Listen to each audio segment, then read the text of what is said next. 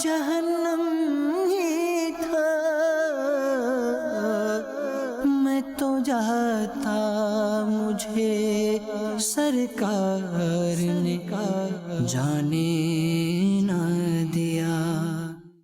تیرا شکر مولا دیا مدنی ماحول، نہ چھوٹے کبھی بھی خدا مدنی ماحول۔ الحمدللہ رب العالمین والصلاة والسلام علی سید المرسلین، اما بعد فاعوذ باللہ من الشیطان الرجیم، بسم اللہ الرحمن الرحیم۔ الصلاة والسلام علیک یا رسول اللہ وعلی آلک واصحابک یا حبیب اللہ۔ الصلاة والسلام علیک یا نبی اللہ وعلی آلک واصحابک یا نور اللہ۔ درود پاک ایک ایسی شاندار عبادت ہے کہ ایسی شاندار وظیفہ ہے، ایسا آقا علیہ الصلوۃ والسلام کی طرف سے یوں سمجھیے ہمارے لیے تحفہ ہے کہ ہم پڑھتے جائیں اور رحمتیں لوٹتے جائیں۔ پیارے آقا صلی اللہ تعالیٰ علیہ وسلم فرماتے ہیں، جس کا مضمون ہے کہ جو کوئی شخص مجھ پر ایک بار درود پاک پڑھے اس پر 10 رحمتیں نازل ہوتی ہیں، اس کے 10 گناہ معاف کر دیے جاتے ہیں، اس کے 10 درجات بلند کر دیے جاتے ہیں۔ درود ایک ہے، بینیفٹس کتنے سارے ہیں۔ آپ میں سے بہت سارے لوگ وہ ہوں گے جو نوکری کرتے ہوں گے، مزدوری کرتے ہوں گے۔ دنیا کا دستور یہ ہے کہ جتنا کام مشکل ہوتا ہے اتنا نفع زیادہ ہوتا ہے۔ آپ زیادہ محنت کریں، زیادہ گھنٹے کام کریں، زیادہ پیسے بچتے ہیں۔ کام تھوڑا تو تنخواہ بھی تھوڑی، آمدنی بھی تھوڑی۔ اللہ کے حبیب علیہ الصلوۃ والسلام پر درود پڑھنے میں دیر کتنی لگتی ہے، کام تھوڑا ہے، رب عطا کتنا فرماتا ہے۔ اللہ کی ایک رحمت کسی کو مل جائے نا تو وہ اس کی ساری زندگی کے لیے کافی ہے۔ ہر درود پر 10 رحمتیں مل رہی ہیں، ہر درود پر 10 گناہ معاف ہو رہے ہیں، ہر درود پر 10 نیکیاں مل رہی ہیں۔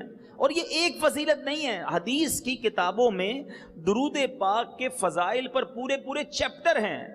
آقا علیہ الصلوۃ والسلام میں فرماتے ہیں، آپ میں سے اگر کوئی بیمار ہے، پریشان ہے، قرض دار ہے، سنو میرے آقا علیہ الصلوۃ والسلام فرماتے ہیں، جس کا مضمون ہے تم میں سے اگر کوئی شخص کسی مصیبت میں ہو، کسی پریشانی میں ہو، اس کو چاہیے کہ مجھ پر کثرت سے درود پڑھے، کہ مجھ پر درود پڑھنا مصیبتیں اور پریشانیوں کو لے جاتا ہے، یعنی پریشانیاں دور کرنے کا فارمولہ ہے۔ پھر کیوں نہ ہم درود پاک کی کثرت کیا کریں، چلتے پھرتے اٹھتے بیٹھتے۔ اب یہاں سے لے کر آپ جاب پر جاتے ہیں، موٹر سائیکل پر کئی لوگ جاتے ہوں گے، بس میں جاتے ہوں گے، گاڑی میں جاتے ہوں گے۔ آپ چاہتے ہیں کہ میں صبح گھر سے نکلوں، شام خیر سے گھر پہ آؤں، تو اپنا جو یہ سفر ہے گھر سے نکل کر آفس جانے تک کا، نوکری پر، جاب پر، جہاں جاتے ہیں، کاروبار پر، اگر یہ سارا راستہ درود پڑھتے رہیں، سارا راستہ اللہ کی رحمتیں آپ پر برستی رہیں گی۔ واپسی میں پھر درود پڑھتے رہیں، پھر رحمتیں برستی رہیں گی۔ ایک دن میں نہ جانے کتنے درود پاک آپ پڑھ لیں گے، کتنے گناہ معاف ہو جائیں گے، کتنی پریشانیاں دور ہو جائیں گی۔ تو نیت کرتے ہیں روزانہ کثرت سے درود پاک پڑھیں گے انشاءاللہ۔ اللہ تعالیٰ مجھے بھی عمل کی توفیق دے، آپ کو بھی نصیب فرمائے۔ محبت کے ساتھ ایک بار درود پاک پڑھ لیں، صلو علی الحبیب صلی اللہ تعالی علی محمد صلی اللہ علیہ وسلم۔ دنیا کا دستور ہوتا ہے کہ جو دشمن ہوتا ہے نا، اس کے بارے میں معلومات رکھی جاتی ہے۔ ملکوں کے دشمن ہوتے ہیں، 2 ملکوں کی لڑائیاں ہوتی ہیں، تو سامنے والی فوج کے پاس کون سے ہتھیار ہیں، اس کا طریقہ کیا ہے، وہ کدھر کدھر سے حملہ کر سکتا ہے۔ جب یہ پتہ ہوتا ہے تو پھر اپنے ملک کی جو فوج ہوتی ہے اس کا ڈیفنس کر سکتی ہے کہ بھائی ادھر سے حملہ ہوگا تو ہم یہ رپلائی دیں گے۔ ان کے پاس بحری فوج ہے تو ہماری بحری فوج ہے، ہماری بری فوج ہے، ہماری فضائیہ ہے۔ ہر دشمن کا مقابلہ کرنے کے لیے دشمن کی معلومات ہونا ضروری ہے۔ اب سوال یہ ہے، مسلمانوں کا سب سے بڑا دشمن کون ہے؟ جو سب سے بگیسٹ دشمن ہے، قرآن کہتا ہے اِنَّهُ لَكُمْ عَدُوٌّ مُبِينٌ، بے شک شیطان تمہارا کھلا دشمن ہے۔ مگر شیطان کے چال کیا ہیں، شیطان کے طریقے کیا ہیں، اس کے پاس کون کون سے جال ہیں، وہ کر کیا کیا سکتا ہے ہمارے بارے میں ہم میں سے شاید بہت سو کو نہیں پتا۔ ہمیں تو پتہ ہی نہیں شیطان کے پاس کتنی طاقتیں ہیں۔ ایک نعرہ ضرور لگاتے ہیں، دعوت اسلامی میں لگتا ہے، شیطان کے خلاف جنگ ہاں جنگ جاری رہے گی کا نعرہ تو ہے، مگر جنگ لڑنی کیسے یہ بہت سو کو نہیں پتا۔ تو آج کچھ بات کرتے ہیں ہمارے اس خطرناک دشمن کی، اور اس لیے یہ موضوع چننے کی کوشش کی۔ رمضان میں یہ بند تھا، کیسے سیدھے ہو گئے تھے سارے، مسجد آباد، نماز پڑھ رہے ہیں، روزے رکھ رہے ہیں، ماشاءاللہ عبادتوں کا ذوق ہے۔ یہ بند تھا، مسلمان اللہ کے ساتھ گویا کنیکٹ ہو گئے، رحمان عز و جل کے بندے نظر آ رہے تھے۔ جیسے ہی یہ آزاد ہوا، وہی مسجد جس میں جگہ مشکل سے ملتی تھی اب نمازی مشکل سے مل رہا ہے۔ انتظار کرتے ہوں گے امام صاحب، مؤذن صاحب فجر کی نماز میں کہ کدھر گئے وہ نمازی جو فجر میں نظر آتے تھے۔ سوچئے نا، کیا ہم صرف رمضان کے لیے مسلمان تھے؟ یہ مردود، یہ لعین، یہ شیطان، یہ ابلیس، اس کے اتنے خطرناک وار ہیں کہ یہ اللہ کے بندوں کو اللہ سے دور کر دیتا ہے۔ شیطان مردود کیسے ہوا، ابتدا کیسے ہوئی؟ بڑا یونیک، بڑا انوکھا واقعہ ہے کہ حضرت آدم علیہ السلام کا جب جسم مبارک تیار کیا گیا تو فرشتوں نے یہ نئی صورت دیکھی نا، اس سے پہلے ایسی صورت دیکھی نہیں تھی، تو ان کو بڑا تعجب ہوا، اور آپ کی خوبصورتی دیکھ کر خوش بھی ہوئے کہ یہ بڑا نیا سا جسم ہے، ایک نئی چیز بننے جا رہی ہے۔ مگر شیطان نے جب ادھر دیکھا تو برا بھلا کہا کہ یہ کیوں پیدا کیا گیا؟ پھر فرشتوں سے کہنے لگا کہ اگر خدا نے اس کو تم پر ترجیح دی، پریورٹی دی، آگے بڑھا دیا تو تم کیا کرو گے؟ فرشتوں نے کہا کہ ہم تو اپنے رب کا حکم مانیں گے۔ تو شیطان نے اپنے جی میں کہا کہ اگر خدا نے مجھ پر اس کو ترجیح دی تو میں اللہ کا حکم نہیں مانوں گا۔ اسٹارٹ ہی نافرمانی سے کی، بلکہ اسے ہلاک کر دوں گا۔ پھر شیطان نے حضرت آدم علیہ السلام کے جسم پر تھوک دیا۔ ابھی مٹی کا پتلا بنا تھا اور شیطان نے تھوک دیا، اور وہ تھوک جو ہے حضرت آدم علیہ السلام کی ناف کی جگہ پر پڑا۔ شاید یہ بہت سارے ناظرین کے لیے پہلی بار ہوگا، یہ ہمارے پراپر اسٹریٹ جسم میں ایک جگہ پر آ کر جو ناف کا سوراخ ہے نا، یہ کیوں ہے؟ سنو، اس جگہ پر تھوک شیطان کا پڑا تو حضرت جبرائیل کو اللہ نے حکم دیا کہ اس جگہ کی مٹی نکال دو۔ تو یہ جو اسپیس ہے، یہ جو جگہ ہے، یہ شیطان کے تھوک کی بنا پر اس جگہ سے مٹی نکال دی گئی۔ اچھا اب کیا ہوا؟ اس مٹی کا کیا ہوا؟ ون آف دا امیزنگ بات، اور یہ تفاسیر قرآن میں لکھا ہے، میں جو آپ کو بتا رہا ہوں یہ تفسیر روح البیان سے بیان کر کے بتا رہا ہوں۔ اس مٹی سے ایک اور چیز بنائی گئی، اور وہ ہے کتا۔ کتا جو ہے وہ اس مٹی سے بنا ہے جس مٹی میں شیطان کا تھوک شامل ہے۔ اللہ اکبر۔ اب کتے میں 3 خصلتیں ہوتی ہیں، آدمی سے انسیت رکھتا ہے، اٹیچمنٹ رکھتا ہے، تمام جانوروں میں سب سے زیادہ انسان کے قریب جو ہے وہ کتا ہوتا ہے، ٹھیک ہے، لیکن ساری رات جاگتا بھی ہے۔ اور تیسری خصلت یہ ہے کہ یہ بندے کو کاٹ بھی لیتا ہے، محبت بھی کرتا ہے، قریب بھی رہتا ہے، کاٹ بھی لیتا ہے۔ اللہ اکبر۔ دیکھو علماء کتنی شاندار بات اور کیسی تحقیق کے بات بیان کرتے ہیں۔ تفسیر روح البیان میں ہے کہ آدمی سے محبت اس لیے ہے، آدمی سے انس اور قربت کتے کو اس لیے ہوتی ہے کہ یہ حضرت آدم علیہ السلام کی مٹی سے بنا ہے۔ رات ساری اس لیے جاگتا ہے کہ اس کی مٹی کو جبریل امین کے ہاتھ لگے ہیں، اور بندے کو کاٹتا اس لیے ہے کہ شیطان کا تھوک اس میں ملا ہوا ہے۔ اب یہ تخلیق جو کتے کی ہوئی، اس کی وجہ پتہ چلی۔ اچھا اب کیا ہوا؟ اللہ تعالیٰ نے جب حضرت آدم علیہ السلام کی تخلیق فرما لی، تمام فرشتوں کو حکم دیا کہ اس کو سجدہ کریں، تو اب سارے فرشتے سجدے میں چلے گئے۔ شیطان مردود نے کیا جواب دیا؟ قرآن میں یہ آیت موجود ہے، اس کا جواب سنیے گا۔ اس بدبخت نے اللہ کا حکم نہیں مانا، یعنی اس پوری کائنات میں سب سے پہلا گناہ کرنے والا، سب سے پہلی نافرمانی کرنے والا، سب سے پہلا تکبر کرنے والا، سب سے پہلا حسد کرنے والا یہ مردود شیطان تھا۔ اس نے کہا انا خیر من خلقتنی من نار وخلقتہ من طین۔ وہ کہتا ہے میں بہتر ہوں اس سے، آدم سے میں بہتر ہوں، میں کیوں سجدہ کروں؟ تو نے اسے مٹی سے بنایا ہے، میں تو آگ سے بنا ہوں۔ شیطان جو تھا نا وہ جن تھا، آگ سے بنا ہوا تھا۔ اب میرے بیچے اسلامی بھائیوں، یہاں میں تھوڑی دیر کے لیے روکوں گا کہ یہ جو اپنے آپ کو اس نے کہا میں بہتر ہوں، یہی تکبر کی ڈیفینیشن ہے۔ پراؤڈ. تکبر کہتے ہیں کس کو کہ انسان کسی سے اپنے آپ کو بہتر سمجھے کہ میں بہتر ہوں. اب یہ نارملی کب آتا ہے؟ جب انسان مشہور ہو جائے، پیسے والا ہو جائے، طاقتور ہو جائے، کوئی سیٹ مل جائے، کوئی عہدہ مل جائے، خوبصورت ہو. بلکہ بدقسمتی یہ ہے کہ علم بھی آ جائے. ہاں، تکبر علم کے عالم کو بھی ہو سکتا ہے، حافظ قرآن کو بھی تکبر ہو سکتا ہے، روزہ دار اور تہجد گزار کو بھی تکبر ہو سکتا ہے.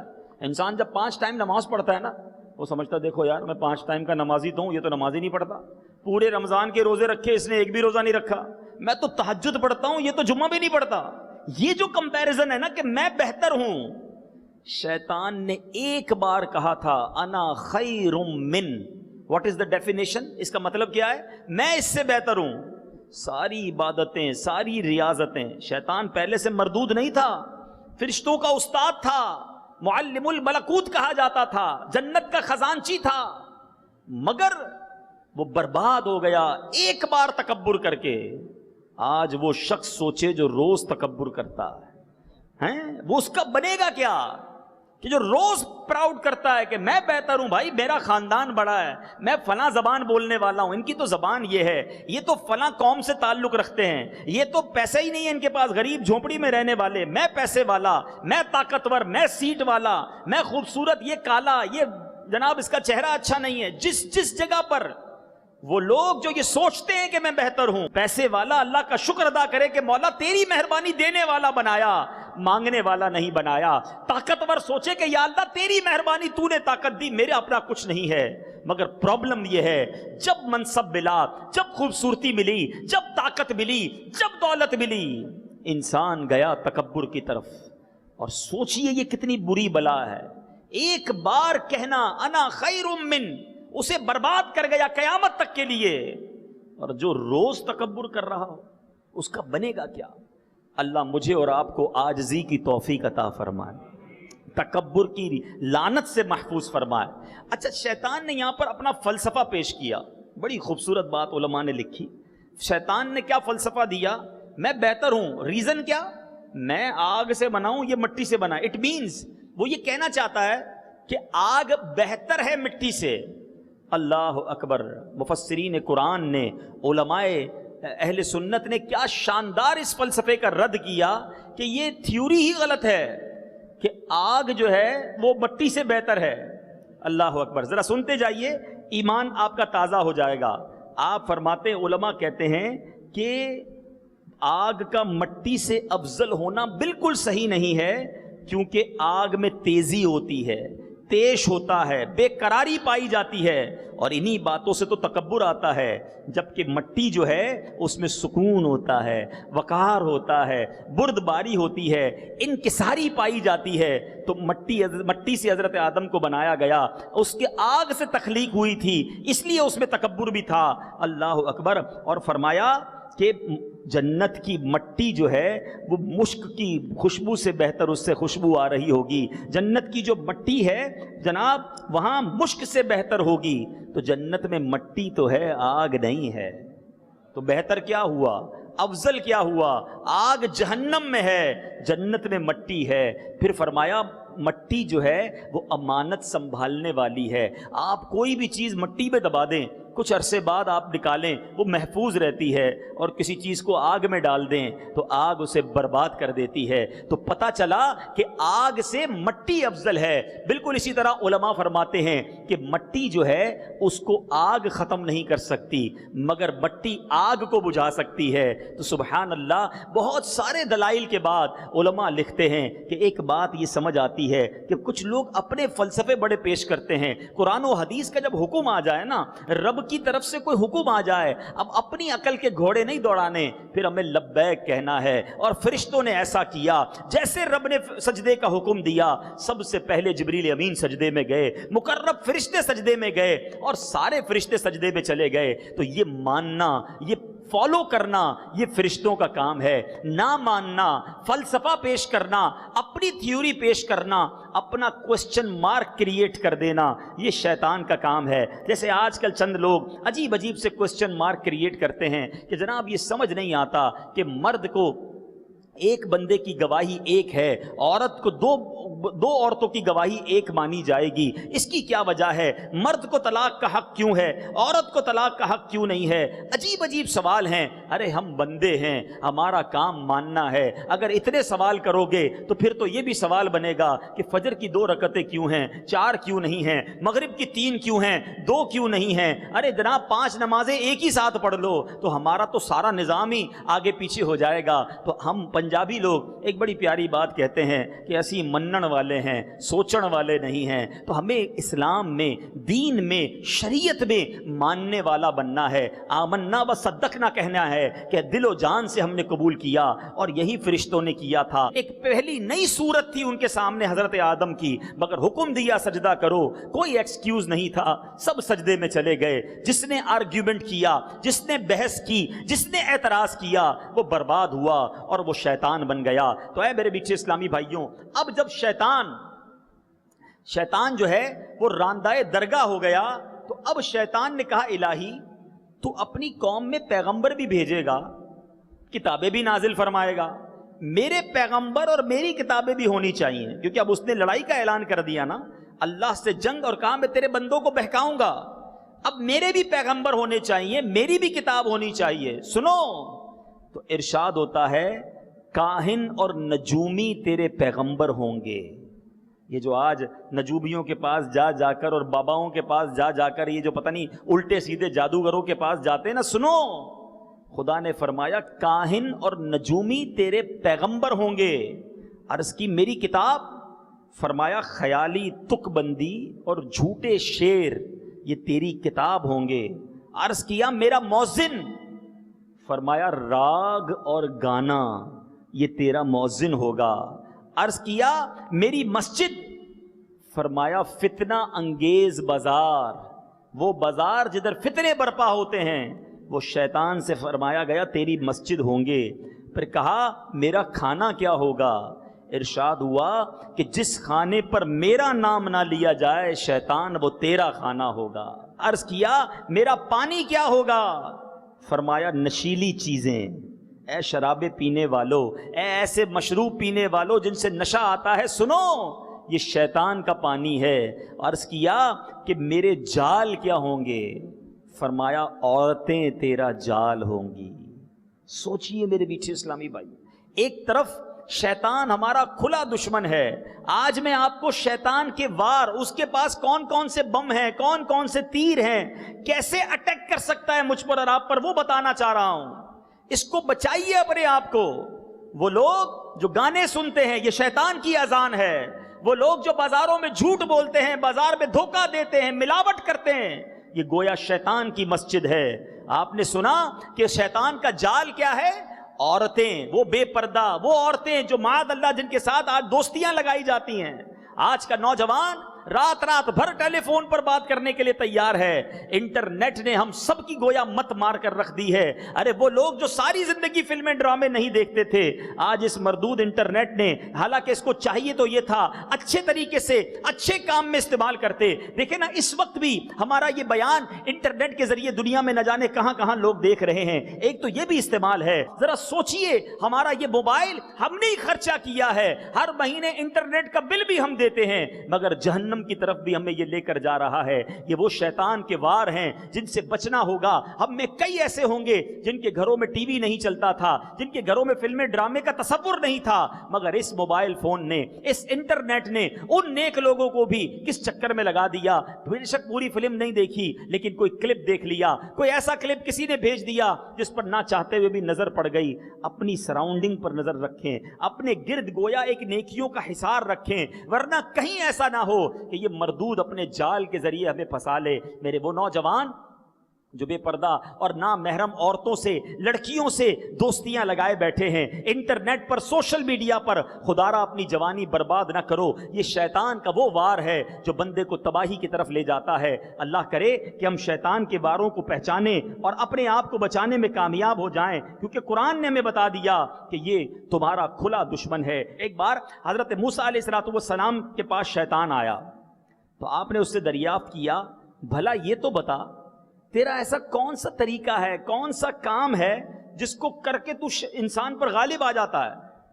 तो تو شیطان نے کہا اے موسیٰ میں آپ کو 3 ایسی باتیں بتاتا ہوں جن سے آپ ڈرتے رہنا. اب سنو وہ 3 باتیں کیا ہیں. کہتا ہے کبھی کسی نامحرم عورت کے ساتھ تنہائی میں نہ بیٹھنا.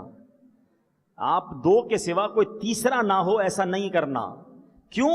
کیونکہ جب کوئی شخص تنہائی میں غیر محرم عورتوں کے ساتھ بیٹھا ہوتا ہے تو تیسرا میں ہوتا ہوں. شیطان کہتا ہے تیسرا میں ہوتا ہوں. اب دونوں کے دل میں برائی کا خیال ڈالتا ہوں اور اس بندے کو عورت کے فتنے میں مبتلا کر دیتا ہوں. مگر آج نہیں جناب، ہم تو فرینڈز ہیں، ہم ساتھ جاب کرتے ہیں، ہم تو پڑھتے ساتھ ہیں، میری کزن ہے، ارے ہم تو بھائی ہیں، منہ بولے بھائی بہن بن کے گھوم رہے ہوتے ہیں. خدا کا خوف کرو، کہیں ایسا نہ ہو یہ بربادی، اللہ کی ناراضی اور اپنے اندر ہم کوئی بڑی برائی میں گرفتار ہو جائیں. لوگ کہتے ہیں ہم غلط کام تو نہیں کرتے.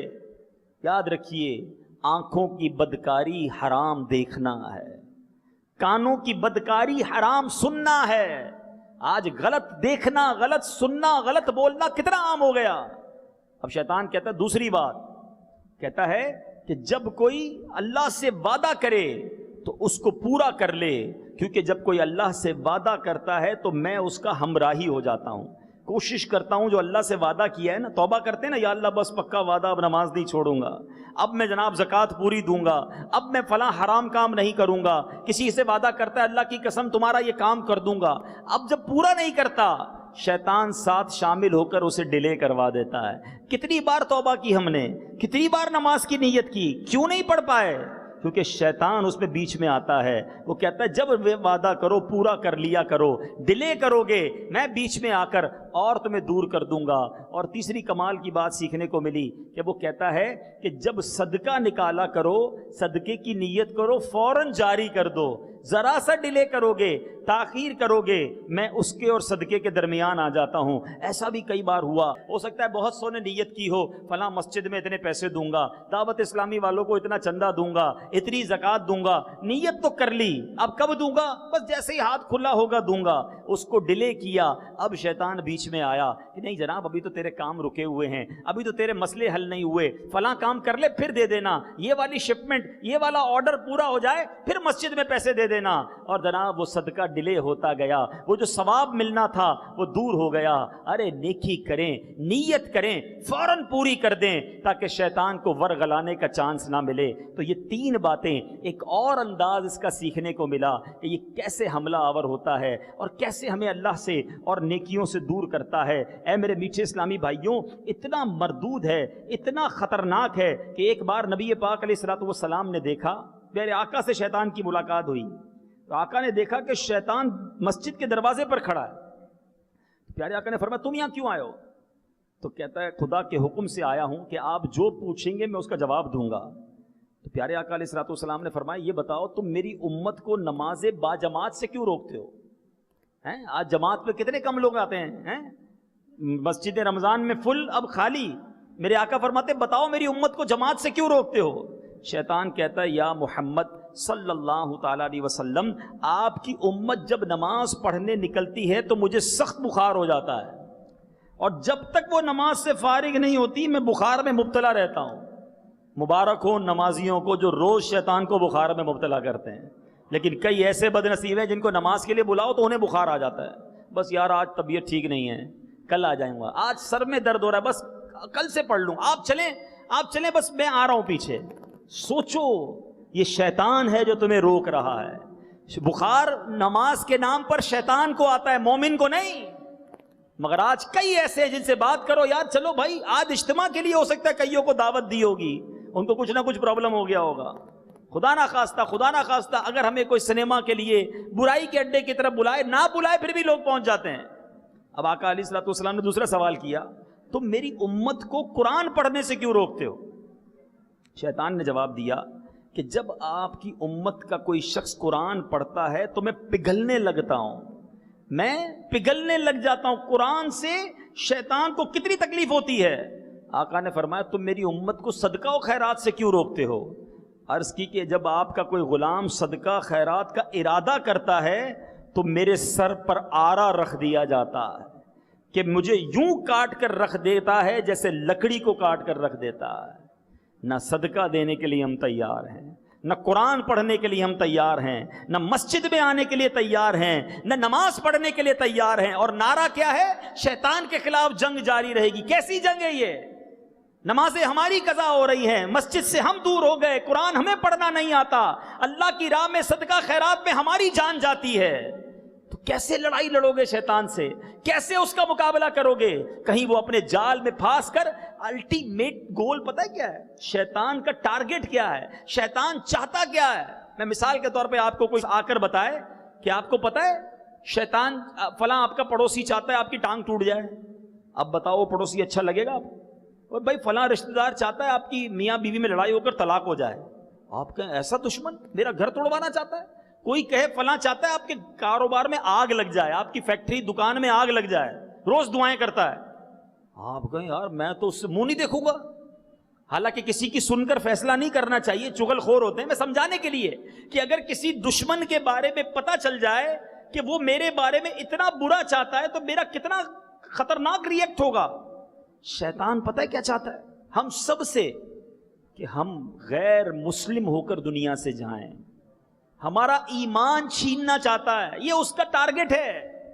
مگر کون ہے جو شیطان سے مقابلے کے لیے تیار ہے؟ کس کو فکر ہے؟ اور وہ کیسے اپنے ٹارگٹ کو حاصل کرتا ہے؟ پہلے کوشش کرتا ہے بندے کو بڑے گناہ میں مبتلا کر دے، شراب پلا دے، جوا کھلا دے، بدکاری کروائے، چوری کروائے، قتل کروائے، ڈاکہ ڈلوائے۔ اچھا جب وہ دیکھتا ہے نا یار یہ بندہ بڑا نیک ہے، یہ شراب نہیں پیے گا، یہ بدکاری نہیں کرے گا، یہ چوری نہیں کرے گا، یہ مسلمان کا قتل نہیں کرے گا، اب کیا کرتا ہے؟ اب نمازی تو بن گیا ہے لیکن اس سے غیبت کرواتا ہے۔ غیبت کو کوئی گناہ سمجھتا ہی نہیں، دل آزاری کرواتا ہے۔ ایسے کئی لوگ ہیں جو مسجد میں نماز پڑھنے آتے ہیں اور کسی کا دل توڑ کے جاتے ہیں۔ میں بزرگوں سے عرض کروں گا، میرے بڑے ہیں، میں ہاتھ جوڑ کر کہ ہم سب کو، بزرگوں کو بھی، ہم سب کو بھی زبان نرم کرنی چاہیے۔ نماز کے لیے آ کر ڈانٹ رہے ہوتے ہیں، پیچھے ہو جاؤ، آگے ہو جاؤ، سمجھ نہیں پڑتی، مسجد کا ادب نہیں آتا۔ چیخ چیخ کر بات کرنے سے آپ کسی کا دل ہی توڑ سکتے ہیں نا۔ تو اب شیطان کیا کرتا ہے؟ نمازی کو نماز تو پڑھ رہا ہے نمازی، ساتھ اس کی زبان سے گناہ کروا رہا ہے۔ اچھا اب کیا کرتا ہے؟ اس کی گناہ تو نہیں کر پایا، اس کی نیکیاں کم کر دو، نقصان تو کرنا ہے نا۔ پہلے چار سنت غیر موقدہ بھی ہم پڑھتے تھے عشاء سے پہلے، پھر سمجھ آئی کہ یار سنت غیر موقدہ ہی ہے نا، نہیں پڑھیں گے تو کوئی گناہ نہیں، چلو مائنس ہو گئی۔ جناب وہ 2 نفل پڑھنے کی تو ضرورت نہیں ہے، پڑھ لیا تو بھی ٹھیک ہے، ورنہ گناہ تو نہیں ہے، نفل بھی ہمارے کم ہو گئے۔ آہستہ آہستہ کئیوں کی سنتیں ختم ہو گئی ہیں، لوگ کہتے ہیں سنت ہی ہے نا، وتر پڑھ لو بس، فرض پڑھ لو، ان کی سنتیں چھڑوا دیں۔ یاد رکھیے جو نفل کا پابند ہے اس کی سنت مضبوط رہتی ہے، جو سنت کا پابند ہے اس کا واجب مضبوط رہتا ہے، جو واجب کا پابند رہتا ہے اس کا فرض مضبوط رہتا ہے، اور جو ایک چیز چھوڑتا ہے آگے جا کے دوسری چیز بھی چھوٹنے لگ جاتی ہے۔ مردود شیطان چاہتا ہے آپ کی نیکیاں کم ہو جائیں۔ اب کیا ہوا؟ آخری بات، آخری واقعہ، حضرت امیر معاویہ رضی اللہ تعالیٰ عنہ ایک بار آرام کر رہے تھے، فجر کا وقت، کسی نے فجر کے لیے جگایا، آپ کی آنکھ کھلی، آپ نے دائیں دیکھا بائیں دیکھا، کوئی نظر نہیں آیا، آپ نے کون ہے جس نے مجھے اٹھایا؟ کہا حضور شیطان۔ کہا شیطان فجر کے لیے کب سے اٹھانے لگا؟ شیطان کا کام سلانا ہے اور تم مجھے نماز کے لیے اٹھا رہے ہو؟ کہا حضور کل آپ کی فجر کی جماعت چلی گئی تھی، آپ تھوڑا دیر سے اٹھے تھے، آپ کی آنکھ دیر سے کھلی، آپ اتنا روئے، اللہ کی بارگاہ میں اتنی گریہ وزاری کی، میں نے فرشتوں کو باتیں کرتے سنا کہ اللہ نے آپ کی اس گریہ وزاری، آپ کے افسوس کی برکت سے آپ کو 70 جماعت کا ثواب عطا فرما دیا۔ میں نے سوچا آج پھر سوتے رہ جائیں گے، تھوڑی دیر بعد اٹھیں گے، پھر آپ نے رونا ہے، پھر افسوس کرنا ہے، ایک کی بجائے 70 کا ثواب ملنا ہے۔ میں نے جگا دیا، آپ اٹھ کے ایک ہی نماز پڑھ لیں۔